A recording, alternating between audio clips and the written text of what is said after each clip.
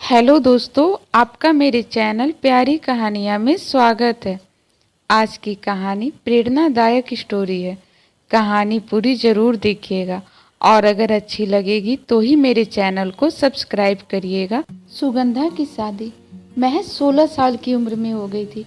वह अपने भाई बहनों में सबसे बड़ी थी। सुगंधा 3 बहनें और उसका एक भाई था।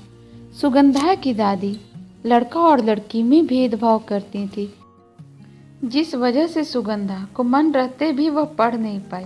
और वह सुगंधा के पिता को हमेशा बोलती कि बेटी जवान हो गई है, क्या बेटी को घर में ही रखोगे क्या? उसकी शादी करो, 2 बिटिया और भी है, कहाँ से करोगे फिर? इस तरह से जबरदस्ती कर कर उसे विवाह के बंधन में बांध दिया जाता है। जिस उम्र में वह पढ़ना चाहती थी, लाइफ में कुछ बनना चाहती थी, लेकिन परिवार के आगे उसकी एक नहीं चलती है, जैसे कि वह कितनी बड़ी हो गई है। नए घर में नए रिश्ते, नए लोगों के बीच सुगंधा को बहुत अजीब लग रहा था, लेकिन वह बेचारी करती भी क्या? परिवार की जिद के आगे उसकी एक ना चली। फिर वह मन में सोचती है कि कोई बात नहीं, अगर मायके में मुझे वो सब चीज़ें नहीं मिली तो क्या हुआ? हो सकता है कि मेरा पति अच्छा हो, मेरे सास ससुर अच्छे हों, मैं जो सपने यहाँ नहीं पूरी कर पाई वो मैं वहाँ तो कर सकती हूँ। अपने मन को समझा लेती है, लेकिन किस्मत का लेखा जरूरी अक्सर नहीं होता है कि जैसा हम सोचते हैं बिल्कुल वैसा ही हो। सुहागरात के दिन जब सुगंधा को दुल्हन की तरह तैयार कर कमरे में बैठा दिया जाता है, तो सुगंधा सोचती है कि एक बार तो मैं अपने पति से ज़रूर बात करूंगी। लेकिन उसके मन में बहुत असमंजस था। फिर भी वह सोचती है एक बार कोशिश तो कर सकती हूँ। वह एक कोने में सिमट कर बैठे रहती है, लेकिन उसका पति जैसे ही उसके कमरे में आता है, वह अपनी हवस के आगे उसकी एक नहीं सुनता है, उसके साथ जबरदस्ती संबंध बनाने लगता है। सुगंधा मना करती है, लेकिन फिर भी वह उसकी बातें नहीं मानता है। उस दिन सुगंधा पल पल मर रही थी, क्योंकि उस समय उसकी जो आस थी, जो उम्मीद थी, वह भी टूट रही थी। सुगंधा की उम्मीदों के साथ उसकी अंतरात्मा भी टूट रही थी। उसके बाद रात भर वह यही सब सोचते रह गए। कब सुबह हुई उसे पता भी नहीं चला। सुबह में जब दरवाज़ा के खटखटाने की आवाज़ आती है, तो सुगंधा उठकर दरवाज़ा खोलती है, तो उसकी सास बोलती है, सुबह हो गई है, अभी तक सोई हुई हो, जाओ जाकर नहा लो। तो सुगंधा उस पर बोलती है कि माँ जी, इतनी सुबह, अभी तो बहुत ठंडी है। उसकी सास बोलती है कि क्या तुम्हारे लिए मैं गर्म पानी कर दूं? सुगंधा बोलती है, नहीं माँ जी, मैं खुद कर लूँगी। तो बोलती है, नहीं, जाओ और ठंडी पानी से नहाओ, कहीं की महारानी नहीं आई हो तुम। एक तो रात की पीड़ा, दर्द, उसके बाद सास के इस तरह के ताने। वह बेचारी फिर जाकर ठंडे पानी से ही नहाकर तैयार हो जाती है। उसके बाद फिर उसकी सास बोलती है कि आज तो मैं आकर तुम्हें उठा दी हूँ, लेकिन रोज़ रोज़ मैं तुम्हें उठाने नहीं आऊँगी। इस टाइम तक तुम नहा धोकर खुद ही तैयार हो जाओगी। सुगंधा सहमी सी बोलती है, जी माँ जी, आगे से आपको मैं शिकायत का कोई मौका नहीं दूंगी। धीरे धीरे सुगंधा अपने ससुराल के परिवार को खुश करने के चक्कर में अपना वजूद खुद को खोती जा रही थी। कभी कभी तो उसका मन करता कि वो ये सब छोड़कर कहीं दूर चली जाए, सबसे दूर, जहाँ पर कोई ना हो जो उसे जानता हो। लेकिन फिर समाज क्या कहेगा? मेरी 2 छोटी बहनें हैं, अगर मैंने कुछ गलत किया तो फिर उनकी शादी में कोई प्रॉब्लम ना आए। ये सब बहुत सारी चीज़ों को सोचकर सुगंधा फिर खुद को समझा लेती कि नहीं, अगर मैं कुछ करूँगी तो मेरे बहनों को कोई प्रॉब्लम ना हो। कुछ दिन बाद सुगंधा माँ बनने वाली रहती है, लेकिन फिर वही पुरानी सोच, बेटा ही हूँ। लेकिन सुगंधा को एक प्यारी सी बिटिया होती है। घर में लोग ऐसे व्यवहार कर रहे थे जैसे पता नहीं घर में क्या हो गया है, कोई आफत आ गई है। लेकिन सुगंधा खुद से वादा करती है कि मेरे साथ जब समस्याएं थी मेरा साथ देने वाला कोई नहीं था, लेकिन मेरे साथ जो भी हुआ है, मैं अपनी बेटी को वो बिल्कुल नहीं झेलने दूंगी।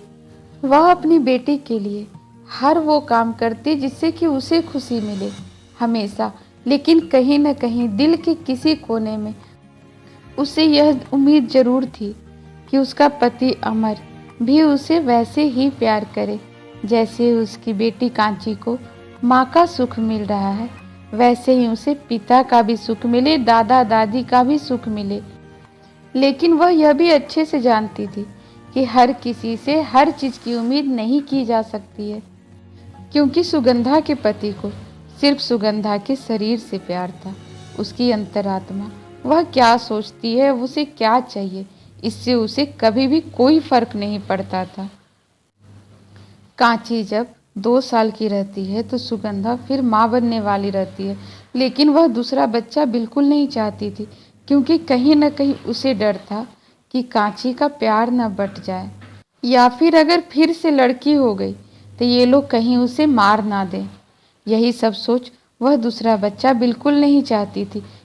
लेकिन जब वह माँ बनने वाली रहती है तो फिर उसे यह हिम्मत बिल्कुल नहीं होती है कि वो अपने अंश को मारे। कुछ महीने बाद सुगंधा को बेटा होता है। उसकी सास बहुत खुश होती है। आस पड़ोस में सभी जगह वह मिठाई बंटवाती है। उस समय सुगंधा को लगता है कि दोनों तो मेरे ही बच्चे हैं, लेकिन जब मेरी कांची हुई थी तो लग रहा था जैसे घर में आफत हो गया है, और आज मेरा बेटा हुआ है तो पूरे गांव में सब जगह मिठाई बटाई जा रही है। आखिर बेटा और बेटी में इतना भेदभाव क्यों? जब उसका बेटा स्कूल जाने लायक हो जाता है तो सुगंधा अपने परिवार के खिलाफ अपनी बेटी कांची को भी स्कूल में पढ़ने के लिए भेजती है। सुगंधा के पति हमेशा अपने बेटे का तो स्कूल फी भरते, लेकिन कांची का फी भरने से आनाकानी करते। सुगंधा जो अपने बचाए पैसे रहते थे, उन पैसे से वह कांची का स्कूल फी भरती थी। सुगंधा के दोनों बच्चे जब बड़े हो जाते हैं, दोनों 10वीं की क्लास में पढ़ते हैं, क्योंकि कांची की पढ़ाई लेट से शुरू हुई थी। इस वजह से वह भी अपने छोटे भाई के साथ ही एक ही क्लास में पढ़ती थी। हाँ, ये बात अलग थी कि कांची अपने भाई से पढ़ने में बहुत ज़्यादा तेज थी। एक दिन सुगंधा किचन में खाना बना रही होती है, तो उस टाइम ही उसके पति आकर बोलते हैं कि मैंने कांची का रिश्ता तय कर दिया है।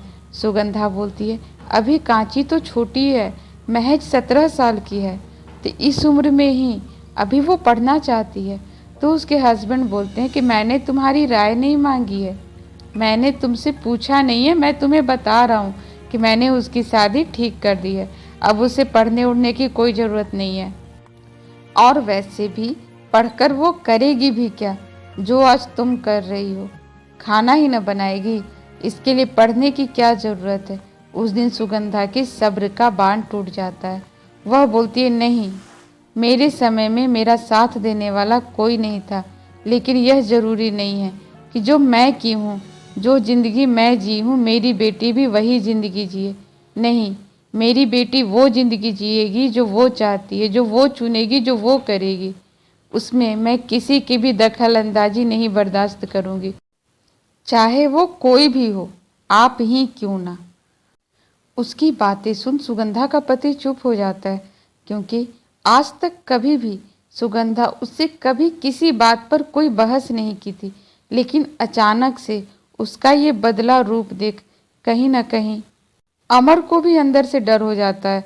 उससे यह हिम्मत नहीं हो रही थी कि वह उसकी माँ के खिलाफ उसकी बेटी की शादी जबरदस्ती ये कच्ची उम्र में कर दे।